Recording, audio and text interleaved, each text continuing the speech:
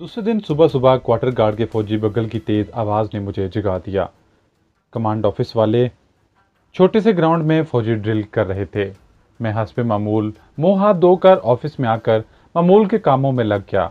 मैंने देखा कि कैप्टन सिंह अभी तक नहीं आया था। कोई 10 बजे वो अपनी जीप लेकर नमूदार हुआ। जीप वो अकेला चला रहा था। मैंने सलूट मारा तो वो मुस्कुराकर बोला, ए अहमद, तुमने भी मुर्गी खाई रात को या नहीं? मैं हाथ बांधकर बोला, साहब जी, बड़े मज़े की मुर्गी पकी थी। वो मुस्कुराता हुआ अपने दफ्तर में दाखिल हो गया।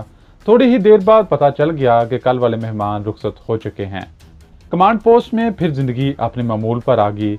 इस दौरान में मैंने चल फिर कर सारी फौजी पोस्टों का मुशाहदा कर लिया था। कमांड ऑफिस के हदूद में जो कच्चा रास्ता दाखिल होता था, वहाँ लकड़ी का एक लंबा डंडा हर वक्त गिरा रहता था। यहाँ एक संतरी मुतय्यन था जो फौजी जीप के आने पर डंडे को उठा देता था। बाहर बाएं और दाएं जानब दरख्तों के नीचे बंकर खोदकर फौजियों ने 2 मोर्चे बना रखे थे। इनकी छत घास फूस और झाड़ियों से ढकी हुई थी। बंकर के सुराखों में से मशीन गनों की नालियां थोड़ी थोड़ी बाहर निकली हुई थीं। यहाँ बंकर के अंदर हर वक्त मशीन गन में मौजूद रहते थे। इन 2 मोर्चों के अलावा एक पोस्ट 10 कदम के फासले पर ऊपर एक छोटी सी टीकरी पर बनी हुई थी। यहाँ भी बंकर में मशीन थी। इन 3 मोर्चों के सिवा वहाँ और कोई मोर्चा नहीं था। इस चौकी 2 ट्रक थे और 3 जीपें थी जो हर वक्त तैयार रहती थीं। एक ट्रक हफ्ते में 2 बार शहर से मुख्तलिफ किस्म की सप्लाई लेकर आया करता था। इंडियन फौजियों की 100-150 की नफरी थी, मगर इर्द गिर्द के इलाके की सख्त निगरानी की जाती थी और वहाँ कोई चिड़ी भी पर नहीं मार सकती थी। बाहर से सिवाय लाखन डाकिए और डीबर के मैंने किसी सिविलियन को अंदर आते नहीं देखा था। एमुनेशन रूम के बाहर भी हर वक्त पहरा लगा रहता था। कैप्टन सिंह की शब रोज खिदमत करते मैंने इस पर एतमाद जमा लिया था। वो मुझे बड़ा बेजरर, भोला भाला और मेहनती नौजवान समझता था। एक रोज दोपहर के वक्त मैं बरामदे में बैठा कैप्टन सिंह के काले फौजी बूटों को पट्टी से चमका रहा था कि जमादार लखानी कैप्टन सिंह के दफ्तर की चिक उठाकर अंदर दाखिल हुआ।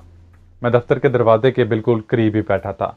मुझे जमादार लखानी के सलूट मारने की आवाज़ आई, पर इसने कैप्टन सिंह के गुजराती ज़बान में कहा, अर्दली दक्षत को बुखार हो गया है, ऑर्डर करें। मैं अपना काम लगा रहा। कैप्टन सिंह की झंझलाहट भरी आवाज़ सुनाई थी, जांगली हर हफ्ते बीमार पड़ जाता है। फिर चंद सेकंड खामोशी छाई रही। मैंने कोई ख्याल ना किया। इतने में जमादार लखानी की फिर आवाज़ आई, मेरे लिए क्या ऑर्डर है? अब कैप्टन सिंह बोला, देखो बाहर अहमद भाई बैठा होगा, इसे अंदर बुलाओ। मेरे कान खड़े हो गए। जमादार लखानी फौरन चिक उठाकर बाहर आया और मेरी तरफ देखकर बोला, अहमद अंदर चलो, कैप्टन साहब बुला रहे हैं। मैं बूट पट्टी वहीं छोड़कर दफ्तर में गया। जाकर सल्यूट किया। कैप्टन सिंह ने मुझे देखा और कहा, अहमद, हमारे अदली ने सिक रिपोर्ट की है, तुम जमादार के साथ जाकर नीचे स्प्रे करो।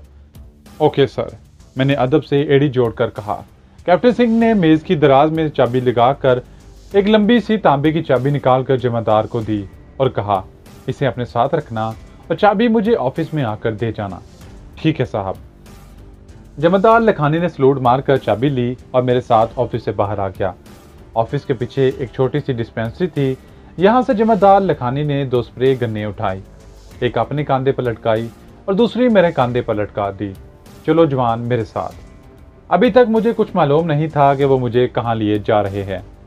सिर्फ इतना ही इल्म था, किसी कमरे में यहाँ बैरक में मच्छरों से बचाव का स्प्रे करना है, क्योंकि यहाँ रात को मच्छर बहुत होते थे। मगर बैरक में जाने की बजाय वो मुझे कले की अकबी दीवार की जानब ले गया। यहाँ ईंटों और जार्जन कार के पीछे पुरानी दीवार में एक दरवाज़ा बना हुआ था। पहली निगाह में मुझे किसी गैराज का दरवाज़ा मालूम हुआ। मैंने सोचा कि इस गैराज में स्प्रे करना होगा। दरवाज़ा लोहे का था और इसका साइज गैराज के दरवाजे जितना ही था। जमादार लखानी ने दरवाजे पर लगा हुआ ताला खोला और अंदर दाखिल हो गया। मैं इसके पीछे पीछे था। अंदर अंधेरा था। जमादार ने अंदर जाते ही दरवाज़ा बंद करके कुंडी लगा दी और बोला, मेरे पीछे चले आओ जवान। इसने जेब से टॉर्च निकालकर रोशनी कर दी। टॉर्च की रोशनी में मैंने देखा कि गैराज बिल्कुल खाली था। सिर्फ कोने में मुझे 2 पुराने टायर दीवार के साथ लगे नजर आए। जमादार ने टॉर्च की रोशनी कोने में डाली और इस तरफ बढ़ा। अब जो मैं करीब गया तो देखा कि वहां एक तंग जीना नीचे उतरता था। मेरे कान खड़े हो गए। मैं खामोशी से जमादार के पीछे जीना उतरने लगा। 6-7 जीने उतरने के बाद एक तंग सी राहदारी में आ गए। यहाँ इसने टॉर्च बंद करके जेब में रख ली, क्योंकि राहदारी की छत के साथ एक मदम सा बल्ब जल रहा था। जिम्मेदार लखानी ने कहा, चलो स्प्रे शुरू करो, तुम इस साइड में करो। जिम्मेदार राहदारी की एक तरफ और मैं दूसरी तरफ स्प्रे करने लगे। हम स्प्रे करते करते आहिस्ता आहिस्ता आगे बढ़ रहे थे। चंद कदम चलने के बाद एक बाथरूम का छोटा सा अकबी दरवाजा आ गया। मालूम होता था कि यहाँ से बाथरूम में रखी हुई बाल्टी वगैरह बाहर निकाली जाती है। हमने स्प्रे पंप का मुंह अंदर डालकर बारी बारी स्प्रे फेंक की। आगे राहदारी बाईं जानब घूम गई। यहाँ भी छत के साथ एक बल्ब जल रहा था। मेरा दिल किसी होने वाले इंकशाफ के ख्याल से धड़क रहा था। आगे गए तो एक जीना ऊपर को जा रहा था। यहाँ 2 संतरी स्टीन गन्ने कमर से लटकाए टहर रहे थे। इन्होंने गुजराती जुबान में जमादार लखानी से फजूल सा मजाक किया, लेकिन मेरी तरफ देखकर पूछा, अर्दली कहाँ मर गया आज? ये किसे ले आए हो? जमादार बोला, ये कैप्टन साहब का अर्दली है। एक संतरी ने हंसकर कहा, तो फिर यार इसको यहाँ लगा दो, हम तो इस गार में ड्यूटी देते हुए तंग आ गए हैं। जमादार लखानी ने इसका कोई जवाब ना दिया। अब मैं हर एक एक शय को गौर से देख रहा था। स्प्रे करते करते आगे भी बढ़ रहा था। ऊपर जाने वाले जीने से कोई 4 कदमों के फासले पर एक कोठरी का दरवाजा बंद था। दरवाजे के ऊपर एक सलाखों वाला ताकचा था। इसके अंदर से मध्यम सी रोशनी बाहर निकल रही थी। मैं कसदन मगर बज़ाहिर अनजानेपन से इस दरवाजे की तरफ स्प्रे करता हुआ बढ़ा तो जिम्मेदार लखानी की आवाज आई, इधर किधर जाते हो जवान, वापस आ जाओ, इधर मत जाओ। इस पर वहां खड़े एक संतरी ने हंसकर कहा, इधर कोठरी में बुढ़ा ही बैठा है, कोई मेम नहीं है, जाने दो इसे। मगर जिम्मेदार लखानी ने मुझे आगे न जाने दिया और वहीं से मुझे लेकर वापस हो गया। जिस चश्मा हैवान तक पहुंचने के लिए मैं अभी तक तरकीबें ही सोच रहा था, वहां मुझे खुद Marhatta company commander captain Singh ने पहुंचा दिया था। राहदारी में कोठी के करीब और ऊपर जाते जीने के दरवाजे पर पहरा देते संतरी की गुफ्तगू से 2 बातें साबित हो रही थीं। पहली ये कि इस कोठरी में ही पाकिस्तानी डॉक्टर अफरीदी मौजूद है, जो मेरी इतला के मुताबिक अधेड़ उम्र था, और दूसरी बात यह है कि इसकी बेटी नौरीन यहाँ पर मौजूद नहीं थी, वरना संतरी मजाक ही मजाक में इस लड़की का भी जिक्र जरूर करता। इसने तो साफ साफ कह दिया था कि यहाँ सिर्फ एक बुढ़ा ही है, कोई दूसरी मेम नहीं है। वापसी पर मैंने राहदारी का सारा नक्शा जहन में बिठा लिया। गिराज वाला जीना चढ़ते हुए जिम्मेदार ने एक बार फिर टॉर्च रोशन कर दी। हम गिराज में आ गए। गिराज की कुंडी खोलकर बाहर निकले। जमादार लखानी ने गिराज के आहनी दरवाजे को बंद करके ताला लगा दिया और हम दोनों डिस्पेंसरी में आ गए। यहाँ स्प्रे गन्ने डिस्पेंसर के हवाले की और कैप्टन सिंह के दफ्तर की तरफ बढ़े। मैं तो बरामदे में ही बैठ गया और कैप्टन साहब के बूटों को कपड़ा मारकर चमकाने लगा। जमादार लखानी ने अंदर जाकर चाबी कैप्टन सिंह के हवाले की और चला गया। इसके जाते ही कैप्टन सिंह ने मुझे आवाज दी। मैंने जल्दी से बूट नीचे रखे और चिक उठाकर कमरे में दाखिल हुआ। सलूट मारा। कैप्टन सिंह बेस की दरवाज में चाबी रखने के बाद दरवाजे का ताला बंद कर रहा था। ताला बंद करके इसने इसकी चाबी अपनी जेब में डाली और कुर्सी आगे घसीटते हुए बोला, जवान, मैंने तुम्हें जमादार के साथ इसलिए भेजा था कि हमें तुम पर भरोसा है। तुमने हमें सप्लाई की चोरी के बारे में बड़ी कीमती मालूमात दी थी। फिरोज भाई ने मान लिया है कि वो ही हमारी डिपो में चोरियां करवाता था। किसी से जिक्र मत करना कि तुम कले के नीचे गए थे। ओके, मैंने सलूट मारकर कहा, साहब जी, मैं आपका और भारतीय सेना का सेवक हूँ। भारतीय सेना के लिए तो मैं अपनी जान भी अर्पण कर सकता हूँ। शाबाश, कैप्टन सिंह ने मुस्कुराकर कहा। अब तुम जाओ और मेरे बूट पॉलिश हो गए हो तो इसे क्वार्टर में ले जाकर रख दो। ओके सर, मैंने मौदबाना कहा और फिर मैं सलाम करके दफ्तर से बाहर निकल आया। मैंने बरामदे में रखे बूट उठाए और कैप्टन सिंह के क्वार्टर की तरफ चल दिया। एक बहुत बड़ा मरहला तय हो गया था, मगर इससे भी बड़ा मरहला अब मेरे सामने था। टारगेट को मैंने देख लिया था। अब मुझे इस टारगेट पर हमला करके डॉक्टर अफरीदी को वहां से निकाल कर ले जाना था। यह कोई आसान काम नहीं था। यह सांप के मुंह से मोती निकालने से भी मुश्किल था, लेकिन मुझे हर हालत में इस काम को पूरा करना था। यही मेरा सबसे बड़ा मिशन था। अब सवाल यह था कि अगर नौरीन यानी डॉक्टर अफरीदी की बेटी कले में नहीं है तो फिर इसे किस जगह रखा गया है, क्योंकि इसे फरार करवा के महफूज जगह पर पहुंचाना भी मेरा फर्ज था।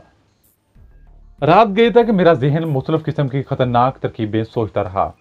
सुबह उठकर मैंने ये फैसला किया कि पहले इस बात की तस्दीक की जाए कि किले के नीचे कोठरी में जो बूढ़ा बंद है वही पाकिस्तानी साइंसदान डॉक्टर अफरीदी है। इसके बाद ये सुराग लगाने की कोशिश की जाए कि इसकी बेटी भी यहीं कहीं कैद है या किसी दूसरी जगह पर इसे रखा गया है। मैं इस संतरी की शक्ल पहचानता था जो मुझे राहदारी में मिला था, जिसने जिम्मेदार लखानी को मजाक करते हुए कहा, जाने दो, इसे कोठरी में बुढ़ा ही है, कोई मेम नहीं है। ये बात मुझे वो संतरी ही बता सकता था कि ये बूढ़ा कौन है। किले के बाहर कमांड पोस्ट पर फौजी जवान 8-8 घंटे ड्यूटी देते थे, लेकिन किले के नीचे अंधेरी राहदारी में संतरियों की ड्यूटी जाहिर है 4-5 घंटे के बाद बदल जाती होगी। मैं अब इस संतरी की तलाश में रहने लगा। मैं किसी न किसी बहाने इस छोटे से ग्राउंड में पहुंच जाता जहां सुबह के वक्त फौजी पीटी करते थे कि शायद वहां मुझे वो राहदारी वाला संतरी नजर आ जाए। आखिर एक रोज मैंने इसे देख लिया। ये दुबला पतला गुजराती जवान था। वो पीटी के लिबास में था। फिर मैंने इसे दूसरे जवानों के साथ लंगर खाने की तरफ जाते देखा तो मैं भी दूसरी तरफ से चाय का मग लिए लंगर खाने में आ गया।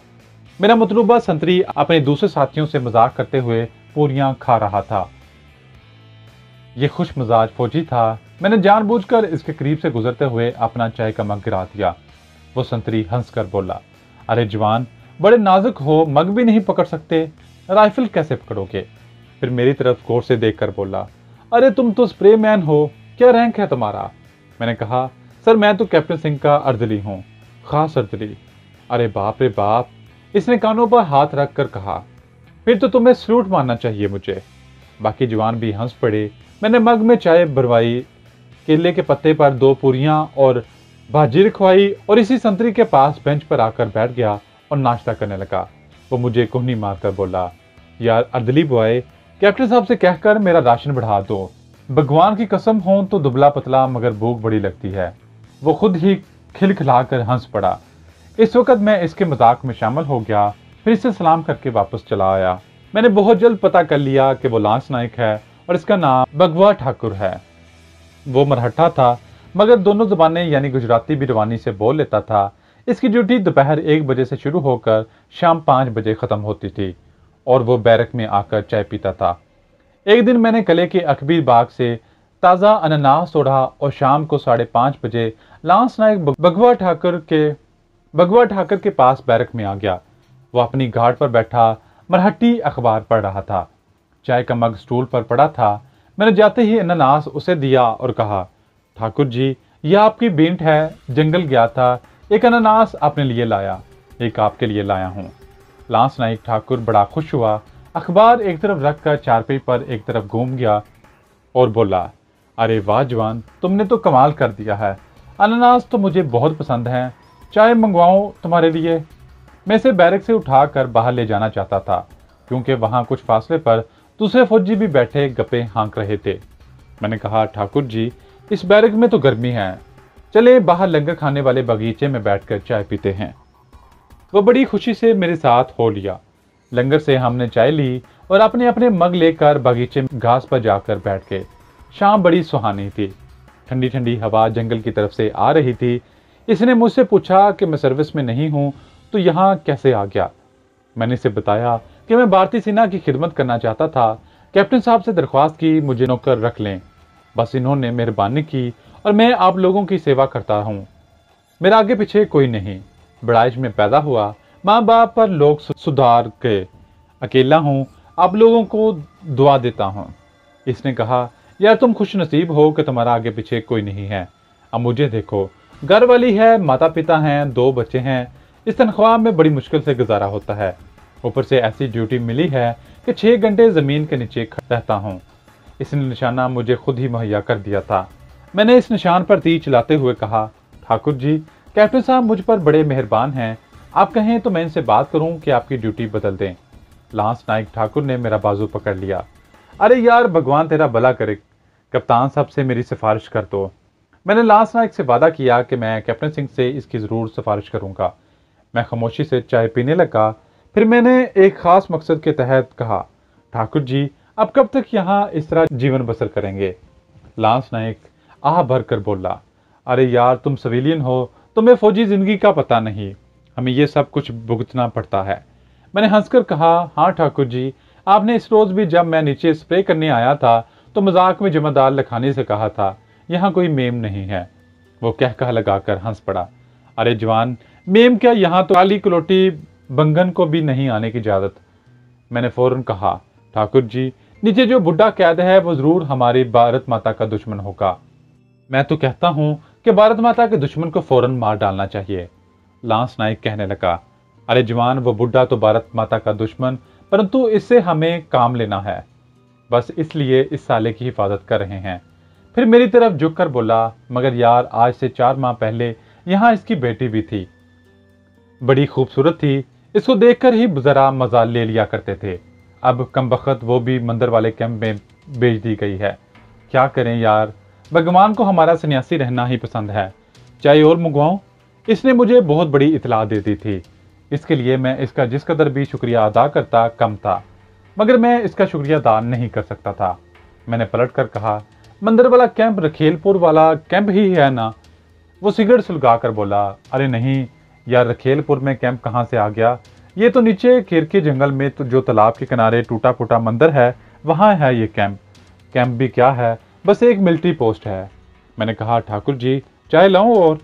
अरे यार, तुम यहाँ बैठो, मैं लड़के को आवाज़ देता हूँ। इसने लड़के को आवाज़ देकर चाय लाने को कहा और मेरी तरफ झुक कर बोला, जवान, पक्का वादा है ना कि कैप्टन साहब से मेरी ड्यूटी तब्दील करने की बात करोगे? मैंने कहा, ठाकुर जी, मैं पक्का वादा करता हूँ। अब वो मान जाएं तो है। वो बोला, जरूर मान जाएंगे। तुम कह देना कि लांस नाइक राहदारी की सर्दी से बीमार रहने लगा है। यार, हम ये शिकायत नहीं कर सकते। तुम कहोगे तो शायद कैप्टन साहब के दिल में ख्याल आ जाए। मैं जरूर बात करूंगा। ठाकुर जी, आप तो मेरे दोस्त बन गए हैं। लांस नाइक ठाकुर ने मुझसे जोर से हाथ मिलाया और मुझे सिगरेट निकाल कर दिया। मैं कभी कभी ही सिगरेट पीता हूँ। मैंने सिगरेट सुलगा लिया। इतने में लड़का टीन के जग में चाय ले आया। हमने अपने अपने मग भरवाए और चाय पीने लगे। रात को अपनी कैंप कार्ड में बैठकर मैं सोच में पड़ गया। मेरा काम दुगना मुश्किल हो गया था।